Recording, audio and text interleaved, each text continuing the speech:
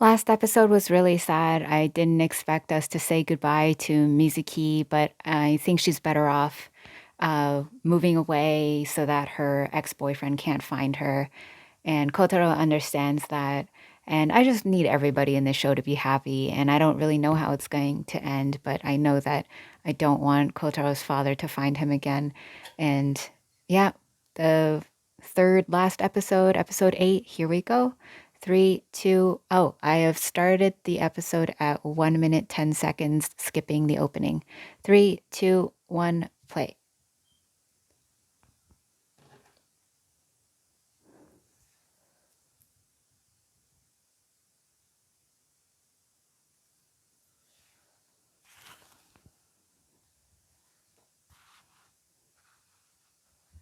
Aww.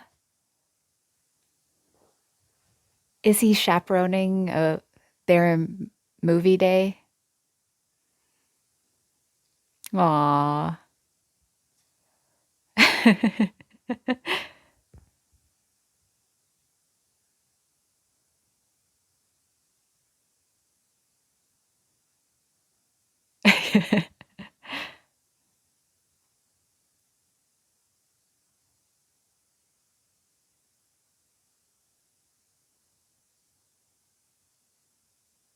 Aeon is the mall, I think.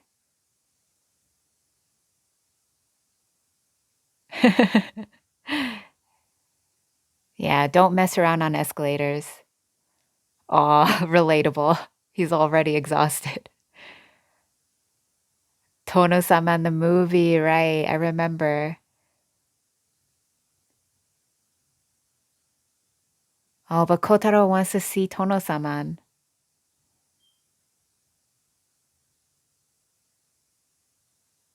Betsuni. Yeah, it's expensive.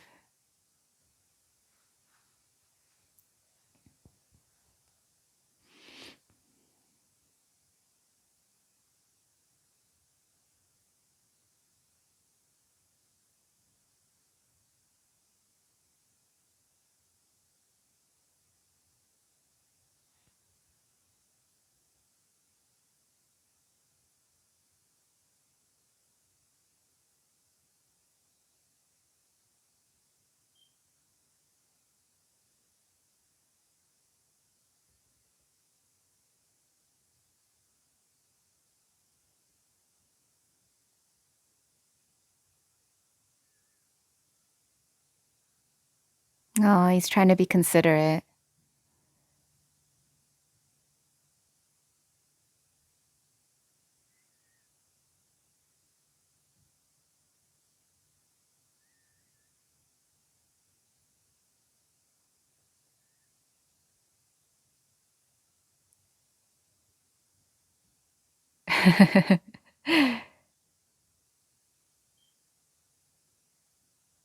Oh, is he leaning against him?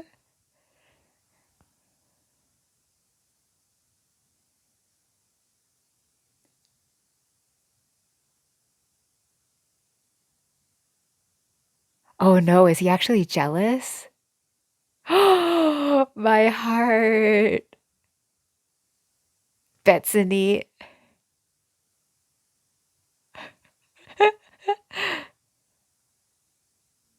So cute.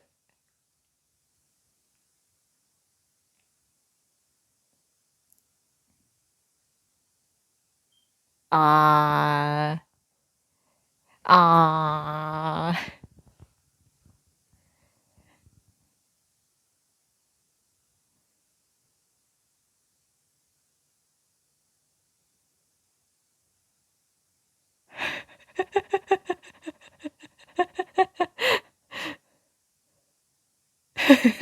Aw.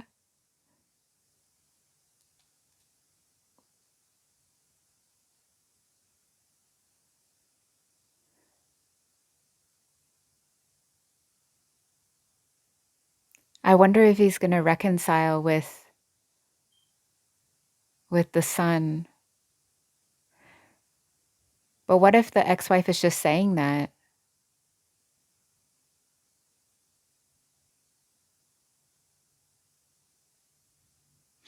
A few days later. Is that his son? That's so cute. Yeah, I think the ex-wife was just lying and doesn't want the dad near the son.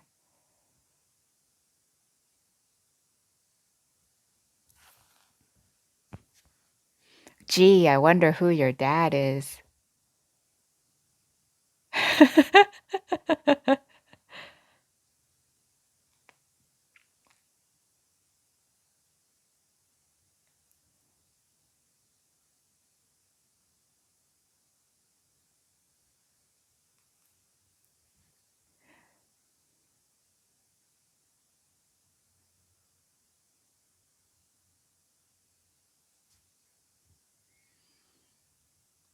Yeah.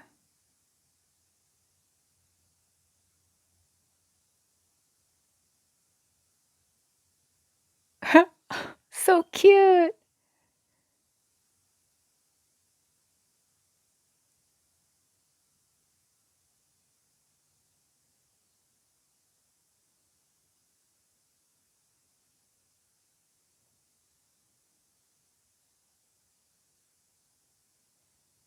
Well, I think the mom would be worried.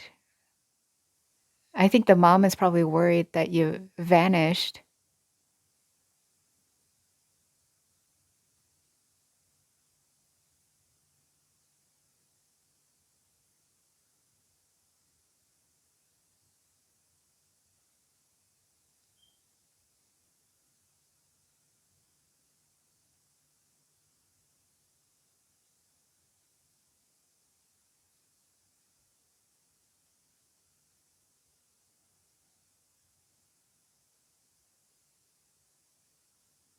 Huh. Is it a custody thing?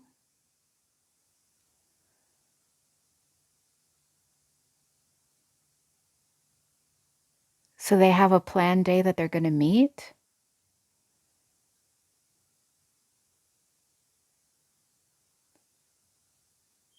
Hmm.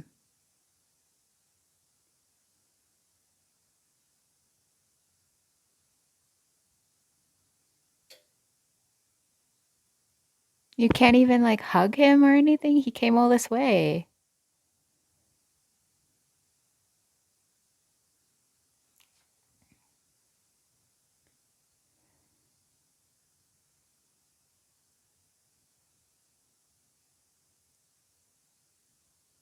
Yeah, they're probably going to explain why he did that.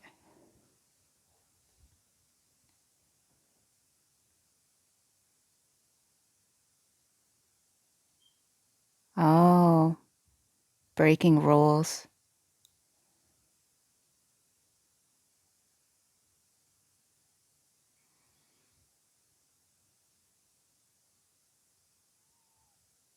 Well, he should have said that to his son instead of saying things that he'll misunderstand and that'll hurt him.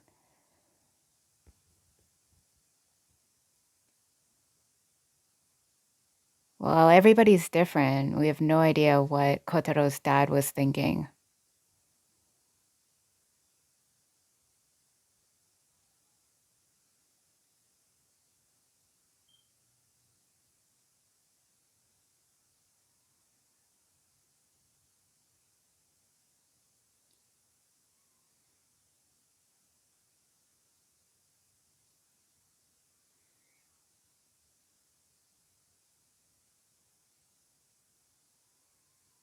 Sumire Take.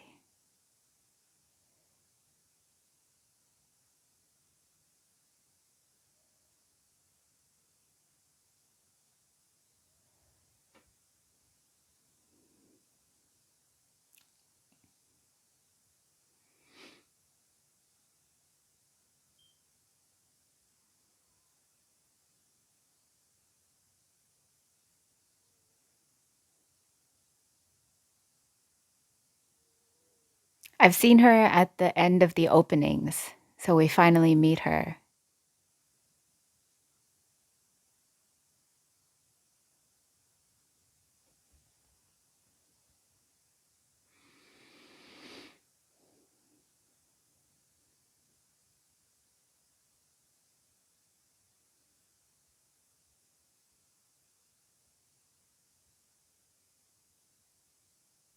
Why is she? Oh,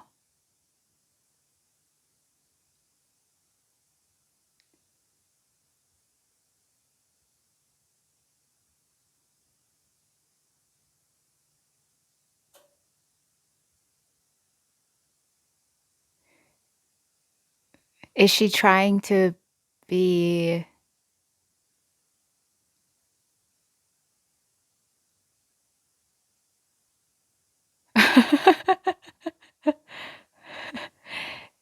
Is she? Is she trying to be a good influence to the kids around her? So then she's putting up a front.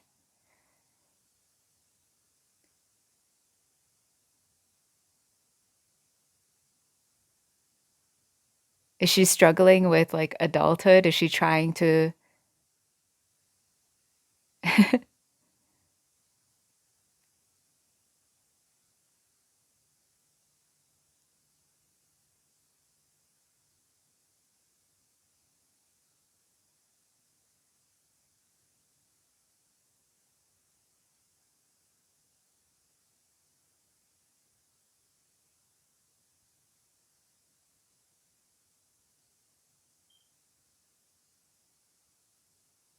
I think she's pretending to. Oh, is that it? She just doesn't like kids, or she's uncomfortable around them.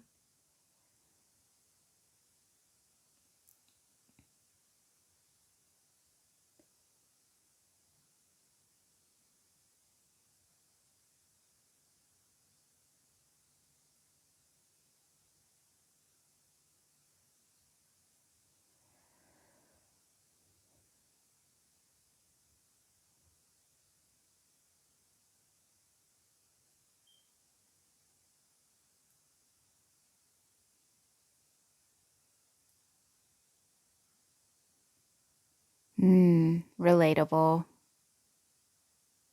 I'll talk more at the end of the episode why she's relatable to me.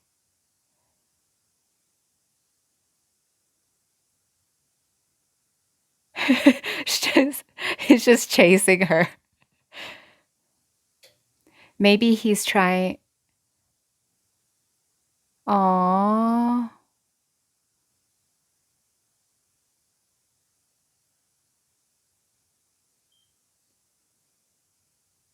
Yeah, he's trying to spend time with her so she'll get used to him. He's always thinking about other people. Exposure therapy.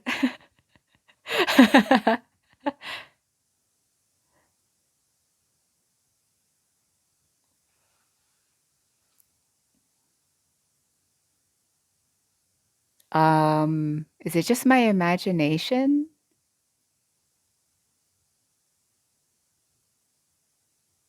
Did he gain some weight?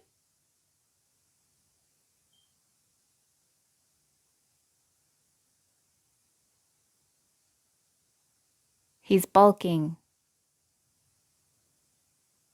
Oh, he flat out admits it that he's not eating them. The bouncing sound.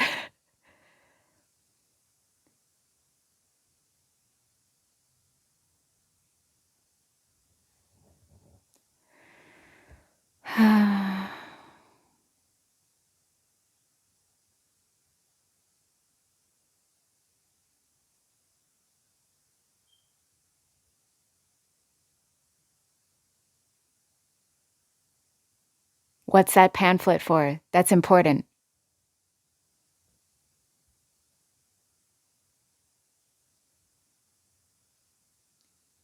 Is he stressing about that?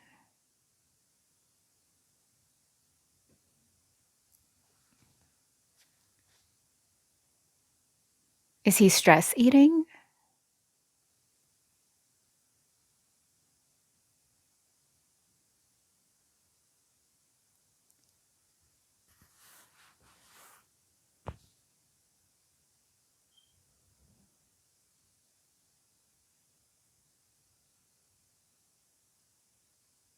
Oh, interesting.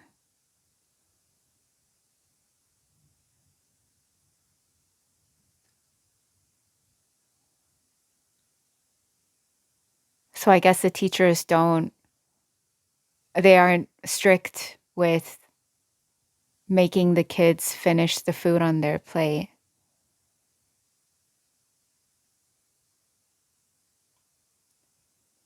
Oh, so the kids are giving him the leftovers and he is overeating.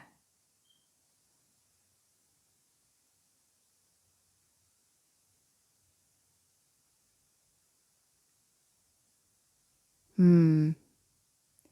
After the episode, I'll tell a little story about when I was younger.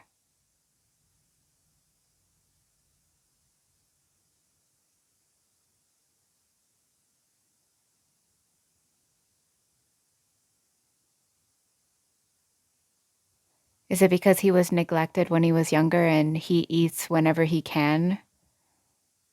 Yeah, it's a bit like Sanji from One Piece. He knows what real hunger is.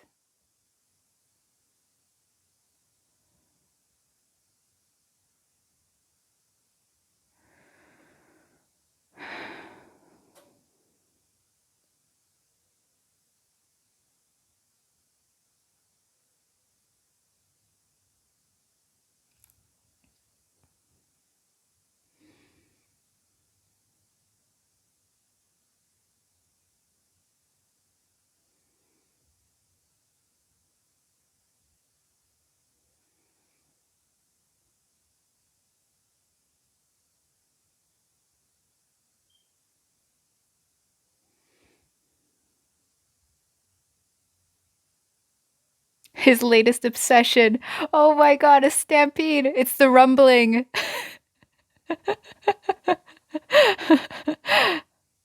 That was cute. Collection, good day for soccer. A star-shaped rock. Sometimes I collect rocks, so this is also relatable.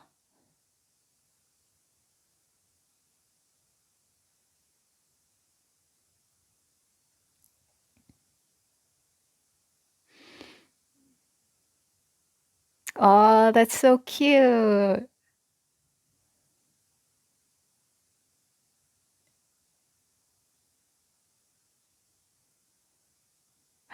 Like an art gallery exhibit.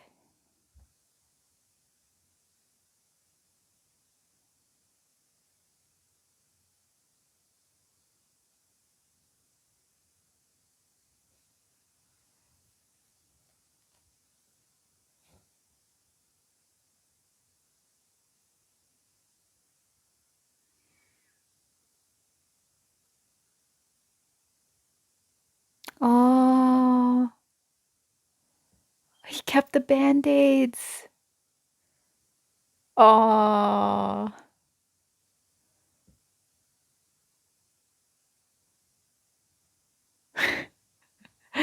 Ah, this is relatable too.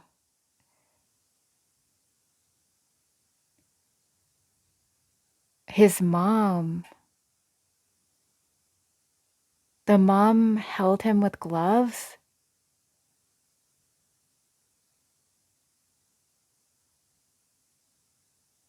Like Kiros from One Piece?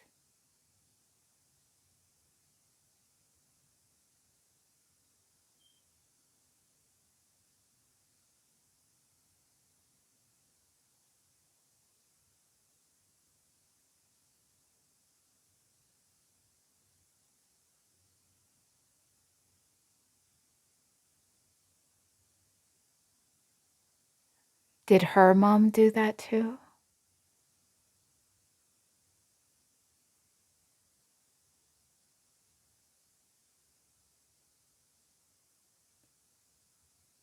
What?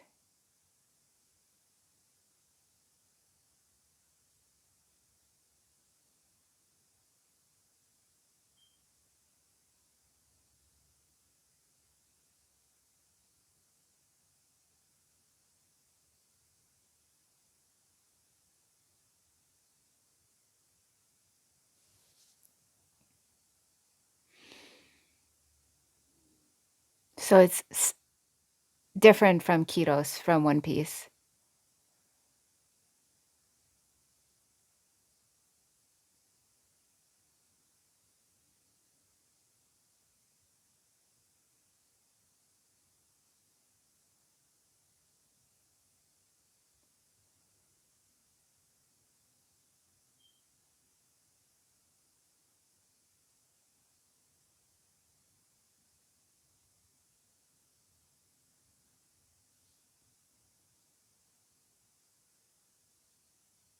Oh, my heart. Oh, I thought that was the end of the episode. There's so much to talk about in this episode. I'll talk about everything after.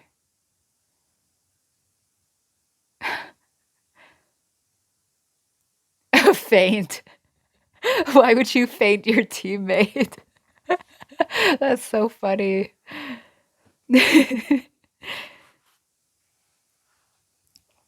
Why would you faint your teammate? I like that line.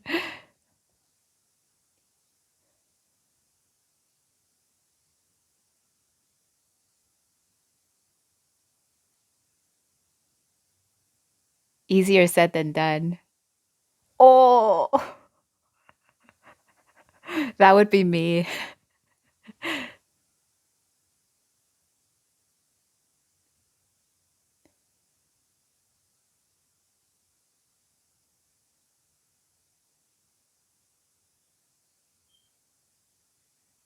Does the kid not? I think he doesn't like being yelled at. I think he has trauma.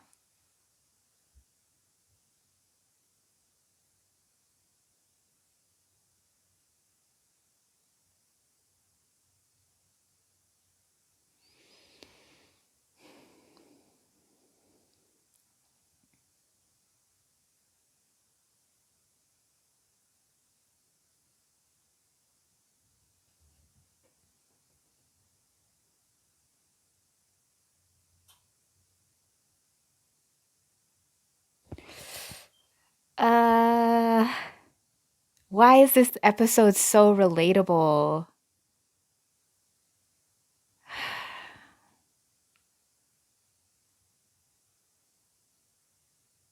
I'm gonna have to talk about so much at the end of this episode.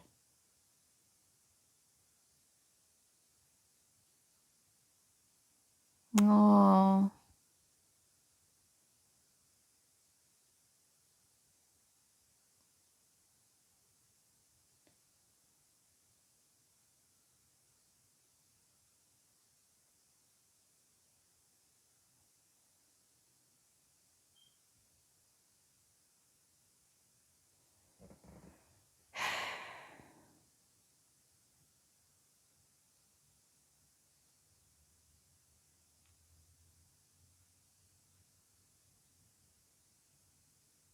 Kotaro's so observant. Kotaro telling him he's not getting mad at you.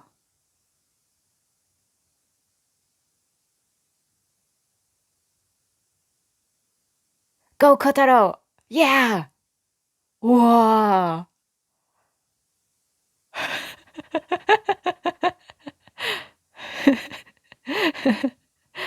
Oh, bloody nose. Is that the end? Not looking because it could be spoilers. Okay, so I have a lot to talk about in this episode. First, the scene with Kotaro being a little bit jealous and wanting to see the Tono-saman alone with Karino. That was really sweet. The next scene that I wanted to talk about was Tamaru and his son. And I get that he's trying to teach his son to follow the rules and not just, break the rules. And I think I think it's because of custody that he has arranged a certain time to meet with his son and or the three of them to have family time. And that was relatable. My parents divorced when I was 4, so I spent most of my time with my mom. Like, what was it? I remember it was with my dad, like Tuesday to Thursday. and then every third weekend with my dad, and then the rest of the time, so with my mom, so mostly with my mom. And I guess that was my stability and consistency from age 4 to 15. And then my mom died, and then I moved in and spent full time with my dad. And I remember I had to adjust a lot after that because, suddenly my whole routine is out the window. And I remember not knowing what to do with the part of myself that was like my mom. And I would do stuff like shopping or just play board games with my mom. And then suddenly I didn't do that anymore. Um, and so, yeah, it took me a long time to adjust and figure out who I was after that. But yeah, this moment here with, I'm guessing it's custody or like arranging to meet at the end of the month that they have to do that. So that was relatable. The scene with the new neighbor being uncomfortable around kids, that's really relatable to me. Well, for a long time, I was the youngest in my large family. Like, I'm talking extended family with like cousins and aunts and uncles. And so I was youngest for a long time, and then my cousins started having kids, and then I that was my first experience being around babies, and I didn't really know what to do. Like I would just sit down and like hold them, but other than that, I didn't know what to do because babies, they don't really talk, right? And I can't talk about my likes and dislikes with them. They can't voice their likes and dislikes. And so far, I find it easier to relate to kids once they start speaking and they can show me their cool things. They can tell me about their day. They can tell me about their likes and dislikes and what movies they saw recently.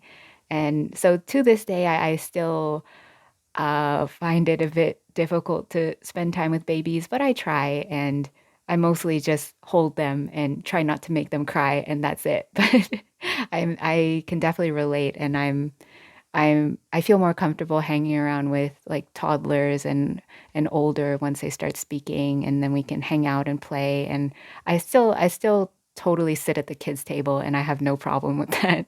And my cousin's kids, like I always remind them that um, I prefer that they see me as a friend or an older sister more than an aunt. And I always tell them like you don't have to respect me just because I'm your blood related aunt. Like you don't have to listen to what I say. And I it just makes me happy that they want to hang out with me because they like who I am and not like, oh, respect your elders kind of way. And for a long time, many years, the younger ones, they didn't really know that I was related to them because I would just, come over and hang out and then leave. And then as they got older, then they realized, oh, so that's in the family tree. That's how we're related. It just kind of like clicked for them, like, oh, like I'm not just a friend or like some girl that comes to hang out. Like technically their aunt. So yeah, I love our relationship. We're more like friends and sisters than like aunt and nieces and nephews, but I like it that way. Next part I wanted to talk about was the leftovers with Kotaro. Firstly, it reminds me of Sanji's backstory with Seth and how Sanji knows, or Kotaro and Sanji, they know what it's like to be truly hungry. And you got to eat when you can because you don't know when you're going to eat again.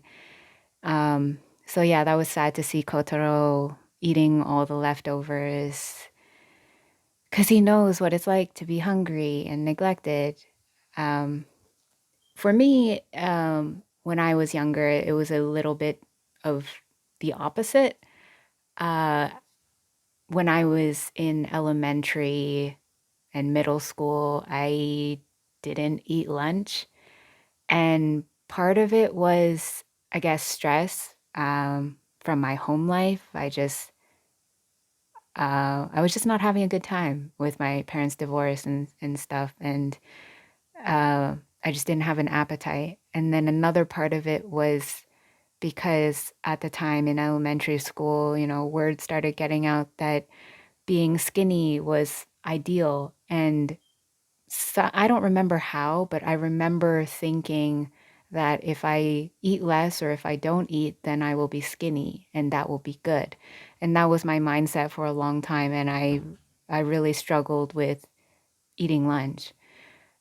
And I don't know how I had the energy to play tag 3 recesses 5 days a week. I don't know how I did that. I remember catching a cold a lot as well because in winter, I had these poofy winter coats at the time, and I hated how I looked in them. I didn't like looking bigger than I knew I was, even though I knew that my classmates, they see me in class without the winter coat. They know what my actual figure is. But during recess, I would just not wear my winter coat because I was so concerned with how people looked at me, and I didn't want to look bigger than I thought I looked.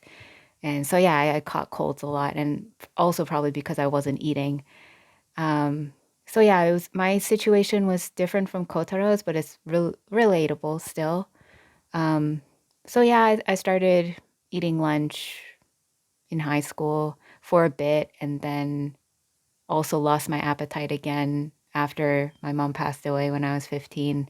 So relapsed, I guess. But after that, like, I guess maybe closer to, because it happened in 10th grade. And so 11th grade onwards, I've been much better. I call myself a foodie now. I love food.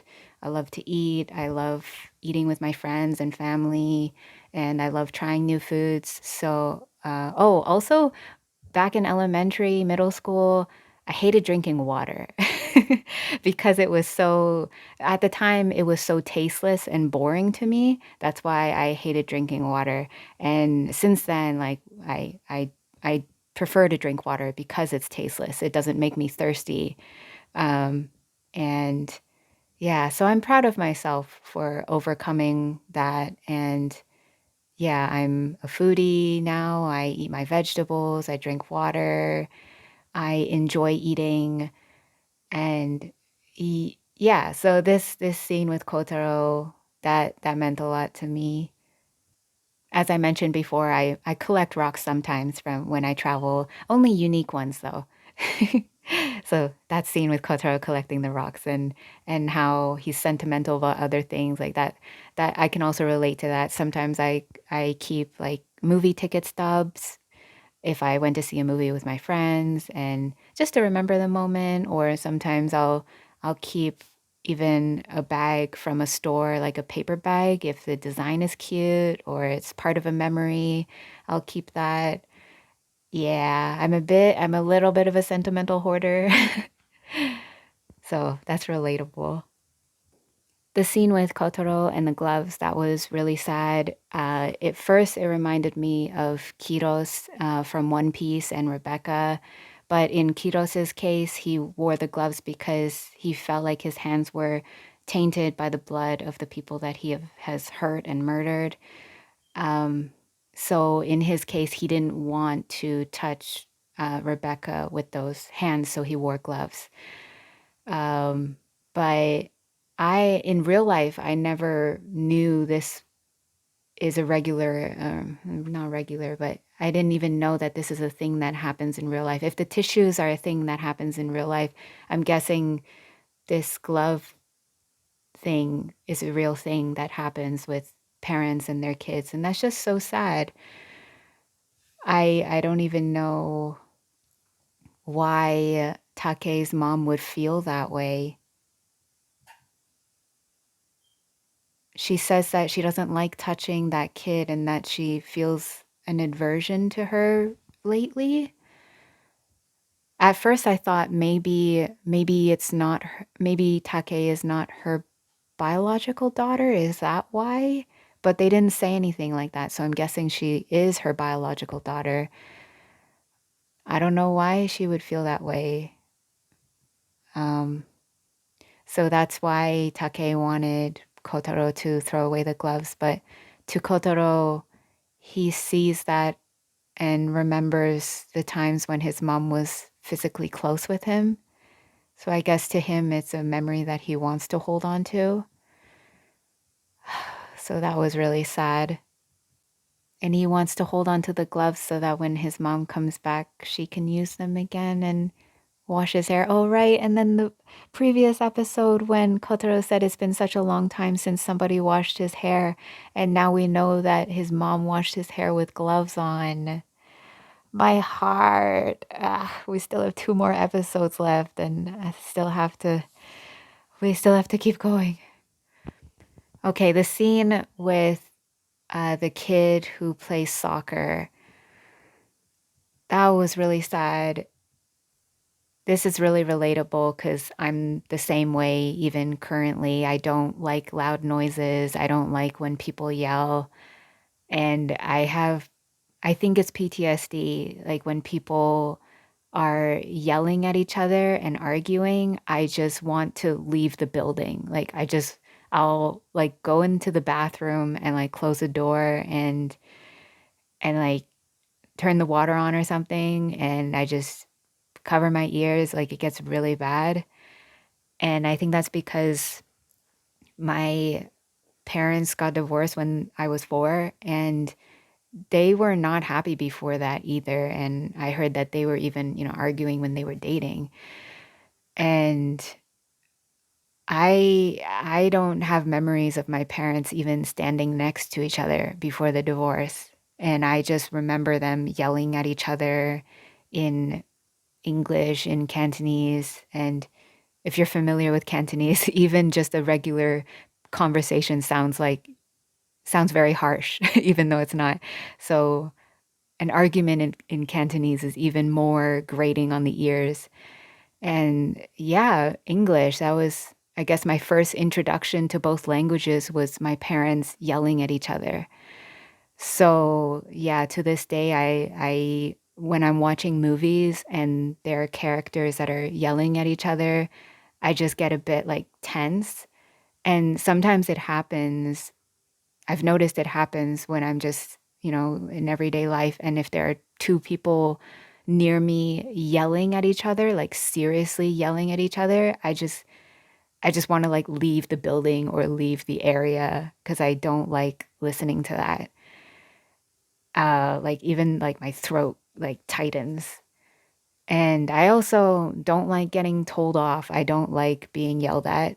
Um, so yeah, when this kid like just freezes on the field, that is really relatable. Like even just somebody raising their voice, but not in like a telling him off kind of way got to him. And yeah, that's relatable. Yeah, like this kid, he's been yelled at home that whenever people raise their voice outside of his home, he still tenses up. And that line where Kotaro reminds the kid that the coach is not mad at him, that just breaks my heart. Ugh. This episode. So I had to say a lot about this episode, but this series, it's got its sad moments, but not everything is in your face. Like it's implied, it's read in between the lines, but it's there. They just cram in so much and I didn't yeah. The gloves thing surprised me. I didn't know that was a thing. I just need everybody in this show to be happy. Got 2 more episodes coming up, so thank you for watching. If you watched this whole thing, thank you. Thank you for listening to my stories. If you did, hope it's not too depressing. I'm doing better now. I'm much better. That was many years ago. Like the the yelling stuff, like that still gets to me, but doesn't happen often. So I'm doing better. Um, yeah, thank you for watching, and I'm Lunarian Gene. Hope to see you in the next one.